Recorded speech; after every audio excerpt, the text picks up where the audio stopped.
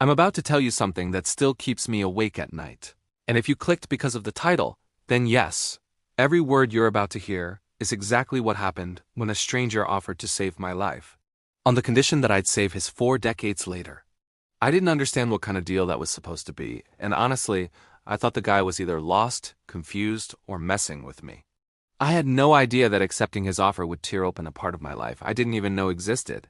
I also didn't know that one decision I made in panic would change the ending of both our stories in ways I never could have predicted. It started on a cold November morning when the city felt heavier than usual, like the air was waiting for something to go wrong before anyone even stepped outside. I remember walking down the sidewalk with my hands shoved deep in my jacket, thinking about my stupid argument with my boss, already imagining the smell of burnt office coffee waiting for me. I crossed the same street I crossed every morning, not thinking, just moving. And that's when everything shifted in a way my brain still struggles to accept as real. A car I swear I didn't see a second earlier came flying around the corner so fast the world blurred like someone had yanked reality sideways. I heard tires scream, people gasp, and my heartbeat started pounding loud enough to drown it all out. It was heading straight toward me, and in that moment, all I could think was that I hadn't even done anything dangerous that day to deserve this. Then someone grabbed the collar of my jacket and pulled me so hard I slammed into a bus stop sign and felt the impact deep in my ribs. When the car sped past, barely missing me by inches, I sat on the cold pavement trying to calm the metallic taste of fear in my mouth. People shouted for someone to call the police while others checked if I was hurt. But my eyes were locked on the man standing in front of me like he'd been expecting the exact moment to intervene. He looked older, maybe in his 60s, with tired features and hands that shook slightly as he brushed off his coat. And then he spoke in a voice that sounded calm but painfully certain, like he had waited years to say the words.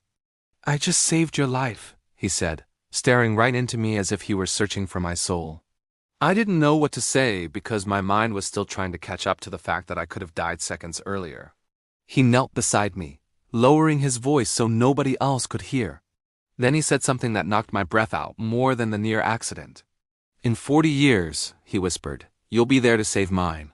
I just blinked at him, unable to even pretend I understood what that meant. He reached into his pocket and handed me a piece of folded paper, worn like someone had held it too tightly too many times.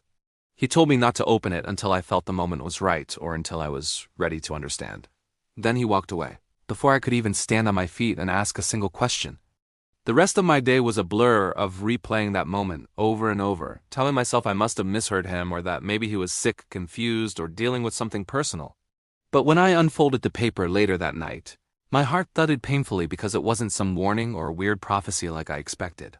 It was an address, an exact date, a time, and a note at the bottom that said, "You'll know why when it happens." The date was 40 years from now. I tried convincing myself it was a prank someone had pulled on him or a mistake or maybe something symbolic I wasn't meant to take literally.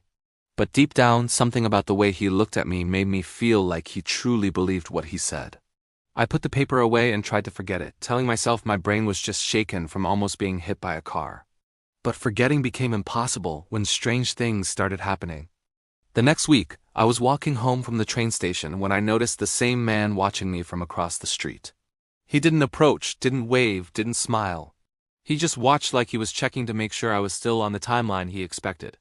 I tried pretending it was coincidence, but after seeing him 4 more times in completely different parts of the city, all doubt dissolved into a cold uneasiness I couldn't shake.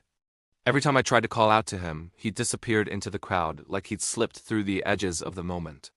I felt like I was being followed, but not in a way that meant danger. It felt more like someone was making sure a future plan stayed intact.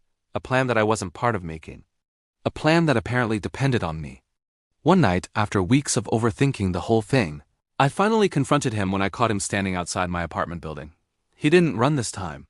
He just turned toward me with a look of both relief and exhaustion, like he had been waiting for me to finally approach him.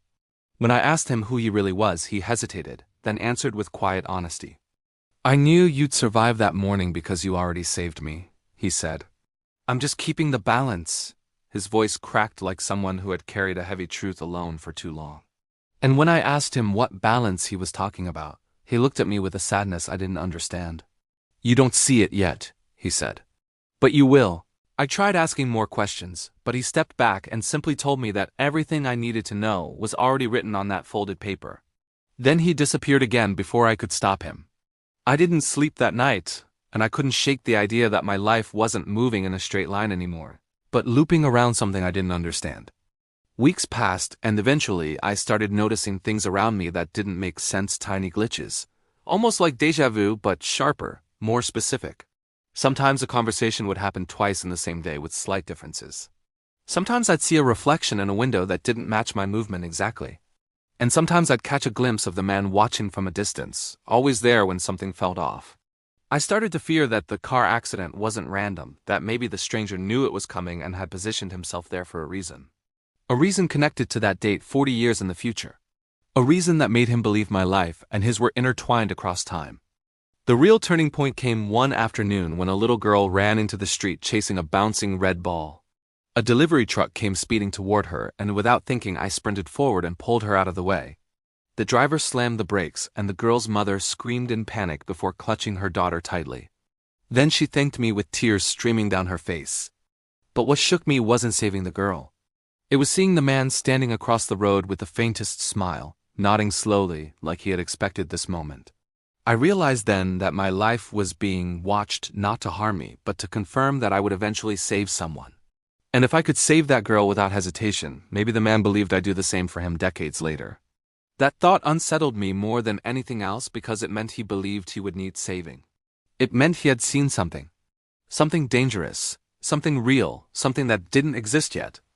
A year passed, and the man's appearances became less frequent, almost like he was slowly stepping out of my world. But every now and then, when something strange happened, like a news headline that felt out of place, or a moment frozen just a little too long, I felt the tickle of his presence in the shadows. Like he was making sure I stayed alive long enough to reach that future date. The twist unfolded when I finally saw him up close again, this time in broad daylight, sitting alone on a bench in the same park where he once disappeared from me. He looked older than before, like time had chewed through him faster than it should. His hair was grayer, his skin thinner, and his hands trembled with age. And when he saw me walk toward him, he gave a tired smile I'll never forget. "You're right on time," he said, as if we were meeting for a scheduled appointment neither of us had spoken of. I asked him what he meant and why he was fading from my life like a disappearing act. His answer hit me like cold water. "Because I'm the one who left you that note. 40 years from now." My breath froze because it was impossible. His eyes softened as he explained that he wasn't offering to save my life in exchange for mine. He was preserving the loop one he already lived. He told me that 40 years from now, I would save a man's life during an accident I'd never see coming. That man, the one I saved in the future, would be him, only younger. He saved me because I had already saved him, and the timeline pulled tight around the loop like a knot. I felt panic rising because I wasn't ready for any of this. The idea that I was already part of a future I couldn't see made the ground feel unstable beneath me. I asked him why any of this had to happen and what would happen if I chose not to save him in the future. He closed his eyes, letting out a slow breath that seemed loaded with regret. "Then I wouldn't be here," he said. "And you wouldn't be alive right now." His voice cracked again. "One life holds the other." When I asked him how close the moment was, he said he didn't know the exact year because time shifts in ways that even he couldn't fully understand. But he knew the general era, and you could hear the weight of inevitability in his words. He handed me the same folded paper I had kept for years, but this one looked newer, crisper, like it hadn't deteriorated through time. I opened it and saw the same address and date written in my own handwriting. That's when I understood the twist. I didn't receive the paper from him in the future. I gave it to him. I gave him the instructions that he followed in the past. I set the entire loop in motion myself, and the version of me 40 years older believed I'd understand what had to be done. The man looked up at the sky like he was listening to something far away, then told me the loop was almost closed. His body flickered, literally flickered, as if the world was deciding whether he still belonged in it. I took a step back in disbelief while he watched me with fading eyes. "You'll know it's time when you feel the same fear I felt," he whispered. "And when you do, I hope you choose the same thing I did." Before I could respond, his form shimmered and dissolved like dust caught in a sudden gust of wind. One moment he was there, and in the next, the bench next to me was empty, as if he had never existed at all.